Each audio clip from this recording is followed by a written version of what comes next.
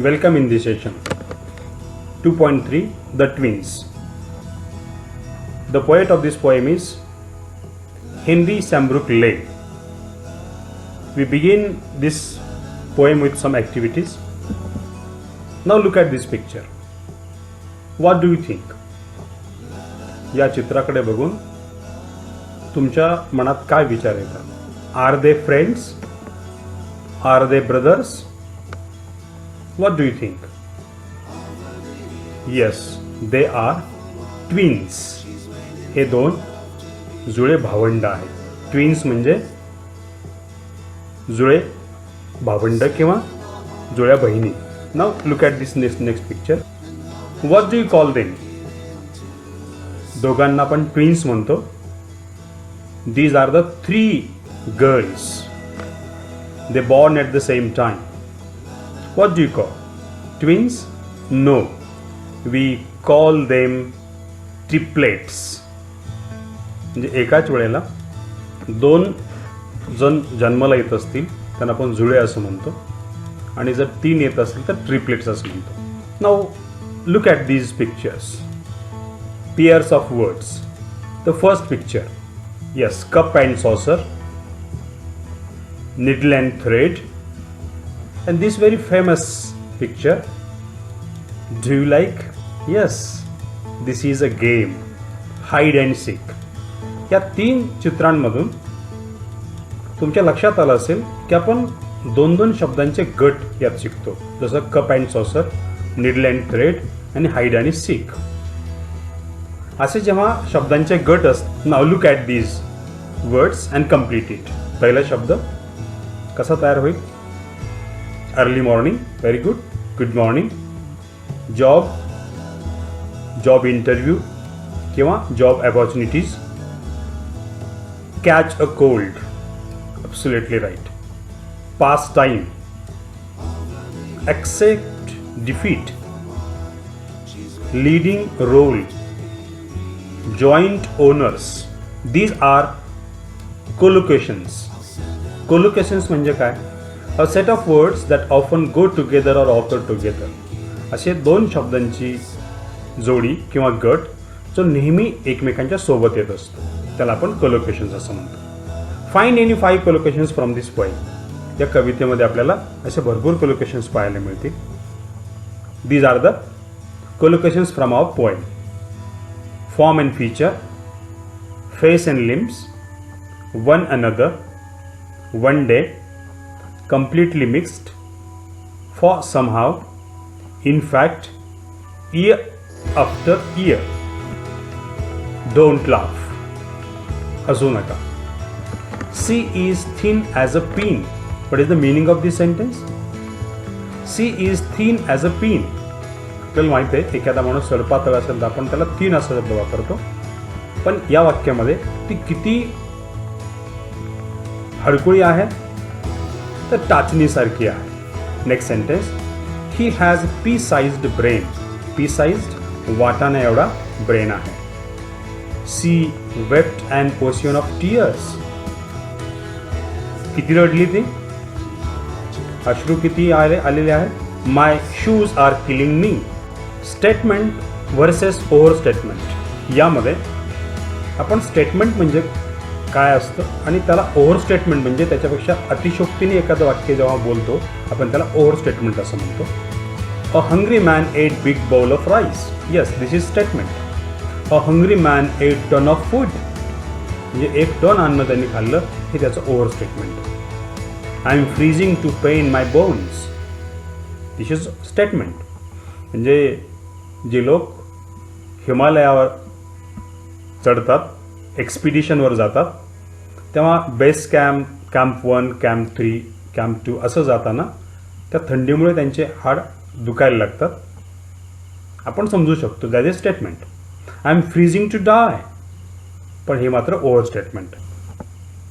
What is over statement? Over statement is exaggerations or overstatements often cause humor.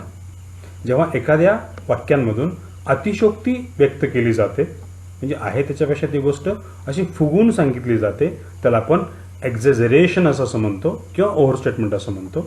आणि अशा एक्झॅगरेटेड lines ज्या कवितेमध्ये येतात त्यांना कवितेमध्ये हायपरबली असं फिगर्स ऑफ स्पीच वापरलेलं आहे आणि या कवितेमध्ये हायपरबली हे मोठ्या प्रमाणामध्ये पाहायला मिळतं.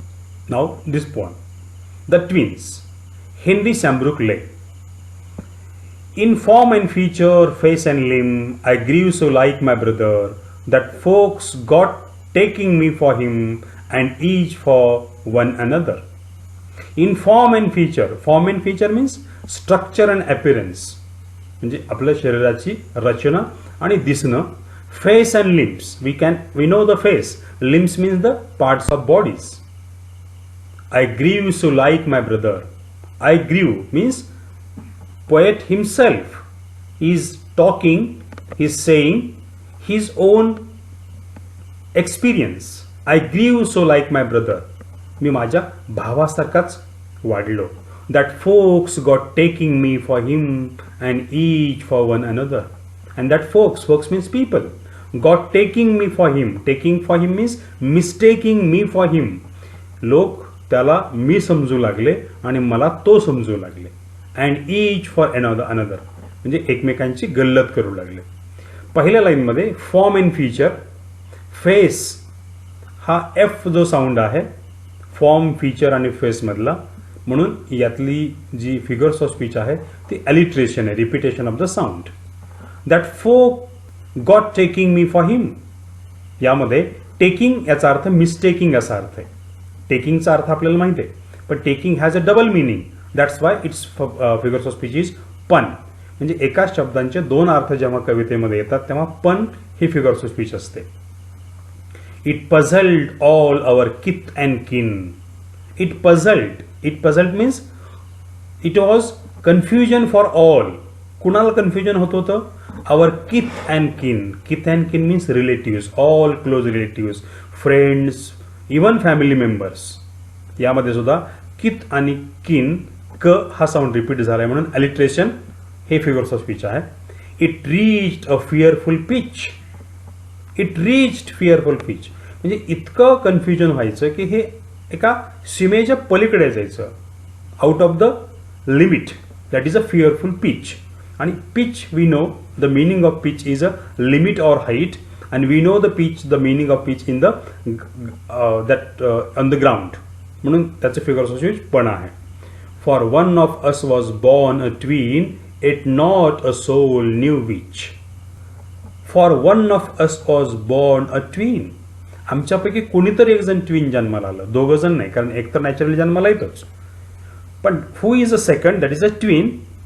It not a soul new which, but nobody knows a soul knew which. म्हणजे कुणालाच माहित नाही. म्हणून याची जी फिगर जी आहे ती आहे hyperbole. One day to make the matter worse, before our names were fixed, as we were being washed by nurse, we got completely mixed. One day to make the matter worse. One day what happens? The matter became a very more than bad, that is a worse. And again matter and make, that is alliteration. Before our name were fixed. आमचे नावं ठेवण्याच्या अगोदर, आमच्या बारशाचा कार्यक्रम जसा आपल्याकडे असतो तसा नावं ठेवण्याचा कार्यक्रम तिकडे असतो. आणि त्याच्या अगोदर as we were being washed by nurse, and nurse was washing us, and when she was washing us means cleaning us or giving a bath to us, at that time we got completely mixed. जेव्हा आम्हाला तिने आंघोळ घातली, आम्हाला स्वच्छ केलं, तेव्हा आम्ही दोघंजण कम्प्लिटली मिक्स्ड झालो. यामध्ये परत वी वर वॉश्ड, डब्ल्यू हा जो साऊंड आहे तो रिपीट झाला म्हणून अलिट्रेशन हे फिगर्स ऑफ स्पीच आहे. And thus you see by fate's decree. And what happen? Our fate, our fortune has given a different order. Decree आम्हाला एक वेगळाच आदेश मिळाला आमच्या नशिबाकडून. काय मिळाला? Or rather nurse whim. याला काय म्हणायचं? नशिबाचा खेळ म्हणायचं, म्हणजे fate's decree. Or rather nurse whim, का या नर्सचा घोळ म्हणायचं. विम म्हणजे ज्यांचं मन ताबडतोब बदलतं, सडनली चेंज होतं, अशा माणसाला आपण विम्सिकल असं म्हणतो, नर्स विम.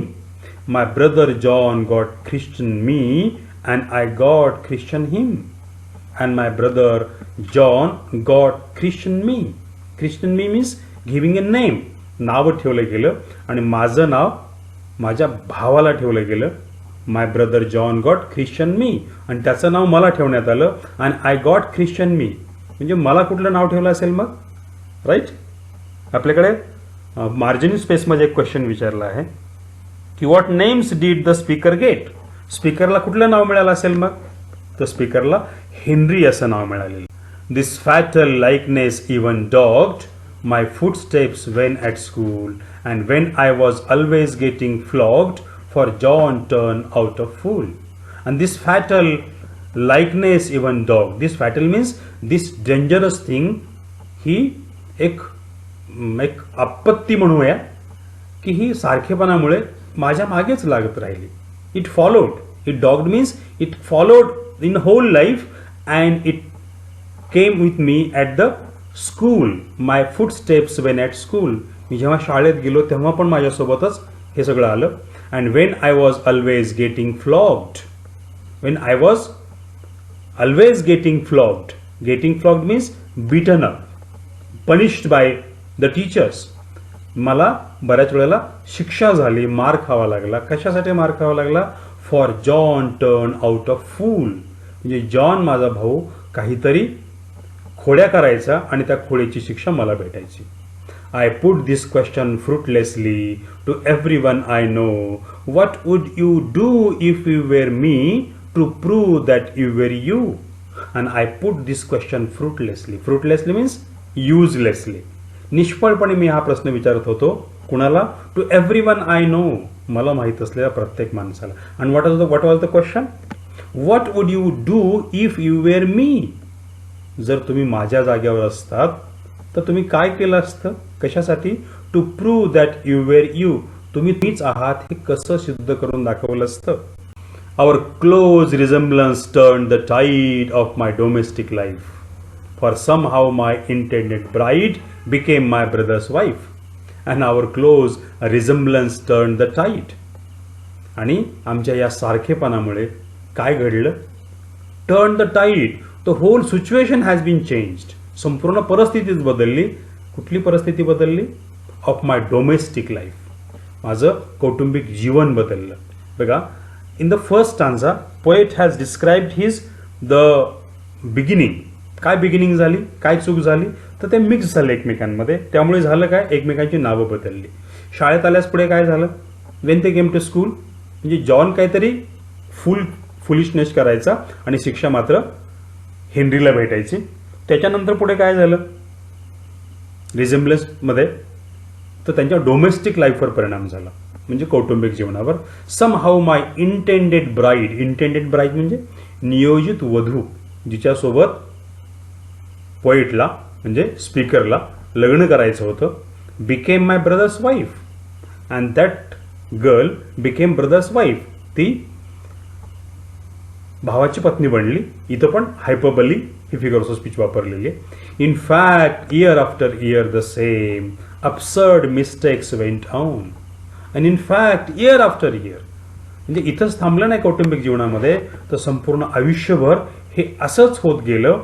आणि याच्यामुळं माझ्या आयुष्यामध्ये फार मोठे घोळ होत गेले, संकट येत गेले. absurd mistakes went on म्हणजे या चुका होतच गेल्या. and when I died the neighbor came and buried brother John.